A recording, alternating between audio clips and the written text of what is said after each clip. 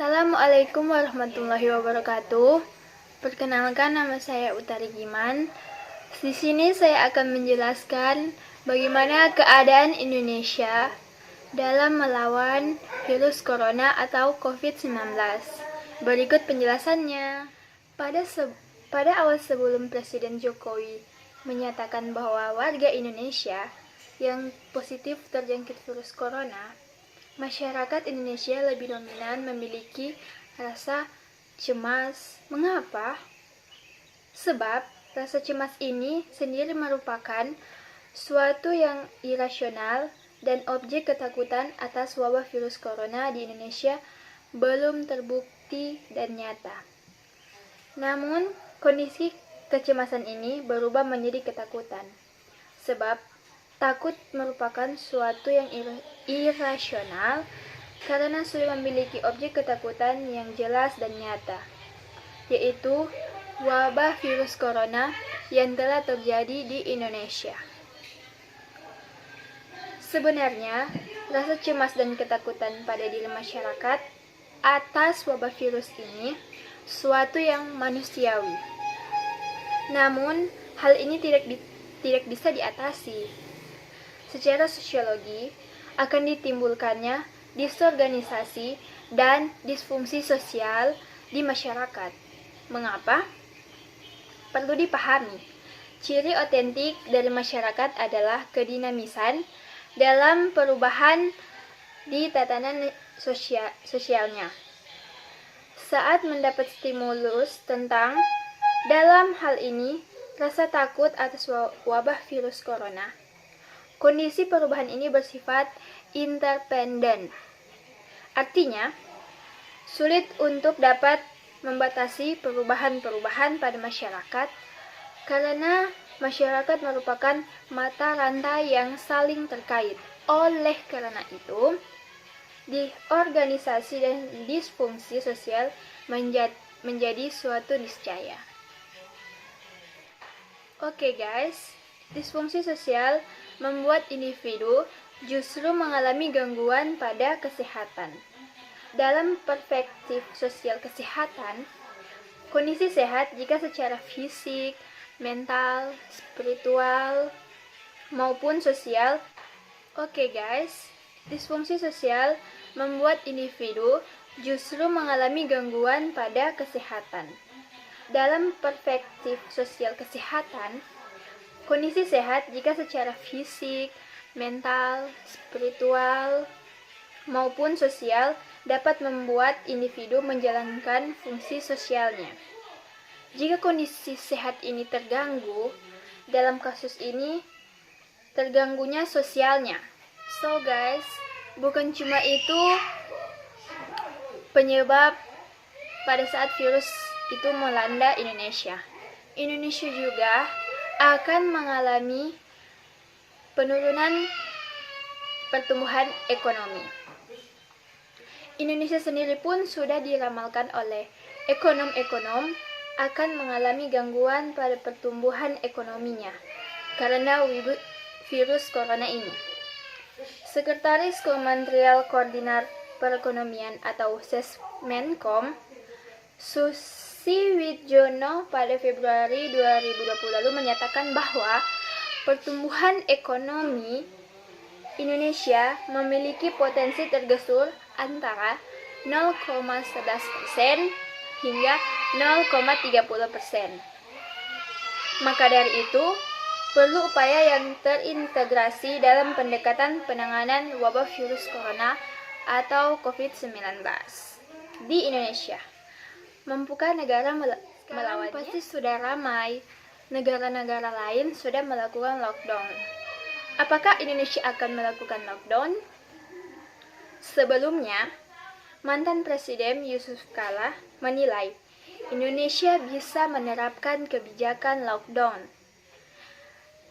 sebagai upaya untuk mencegah penyebaran virus corona.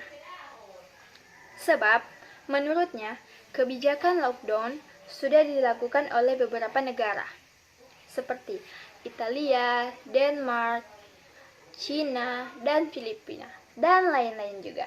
Salah satu China. Dia berhasil memperlambat itu, mencegah 100% karena lockdown. Tapi ini hanya bisa diterapkan di negara yang sangat disiplin untuk melakukan. Kita sebagai warga Indonesia juga harus membantu negara ini untuk bersih dari virus ini. Kita bisa mencegahnya dengan berikut ini. Cegah Corona dengan Germas, Gerakan Masyarakat Hidup Sehat. Yang pertama, yaitu makan dengan gizi yang seimbang. Kedua, rajin olahraga dan istirahat secukupnya. Ketiga, cuci tangan dengan sabun. Jaga kebersihan lingkungan. Kelima, tidak merokok. Keenam, tutup mulut dengan masker atau lengan atas bila batuk. Yang ketujuh, minum air mineral minimal 8 gelas per hari. Yang ke-8, jangan memakan daging hewan yang berpotensi menularkan corona. Ke-9, bila merasa demam dan sesak napas, segera ke rumah sakit. Yang paling terakhir yaitu, yang paling penting, jangan lupa berdoa. Selanjutnya, cara penularan corona yaitu virus menyebar melalui tetesan yang masuk ke dalam mata, hidung, atau mulut. Kedua, terkena air liur orang sakit yang menempel pada benda. Ketiga, menyentuh wajah setelah tidak sengaja memegang benda yang terkena virus. Tipsnya yaitu, sebaiknya menjaga jarak sekitar 0,5 meter sampai 2 meter dari orang sakit yang batuk atau bersin. Kedua, berikan masker pada orang sakit atau gunakan masker untuk melindungi diri. Selanjutnya, virus dapat bertahan hingga 24 jam di sebuah benda. Cara efektif untuk menghilangkannya adalah dengan cuci tangan menggunakan sabun. Berikut 5 cara mencuci tangan dengan benar. Biasakan cuci tangan pakai sabun dengan air mengalir. 5 langkah cuci tangan pakai sabun. Yang pertama, basahi seluruh tangan dengan air bersih mengalir.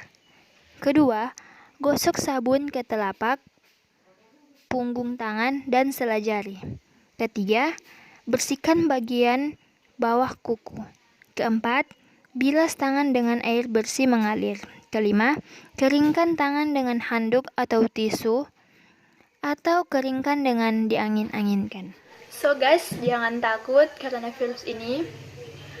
Jika kita memiliki daya tahan tubuh yang kuat, pasti kita juga tidak akan terkena virus tersebut.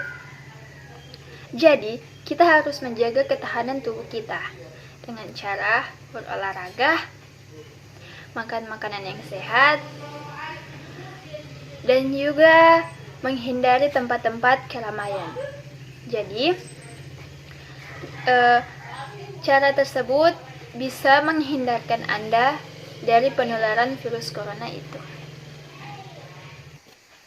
Oh iya guys, pasti sekarang sudah banyak hoax-hoax yang sudah menyebar di sosial media di seluruh Indonesia. Ingat guys, jangan mempercayai hoax. Cari berita tersebut dengan akurat dan terpercaya. Jangan cepat mempercayai hoax-hoax yang terjadi di Indonesia dan tersebar. Oke guys, itulah penjelasan singkat saya tentang wabah virus corona yang terjadi di Indonesia. Kita sebagai manusia hanya bisa mencegah dan melawan virus tersebut. Semoga bermanfaat. Wassalamualaikum warahmatullahi wabarakatuh.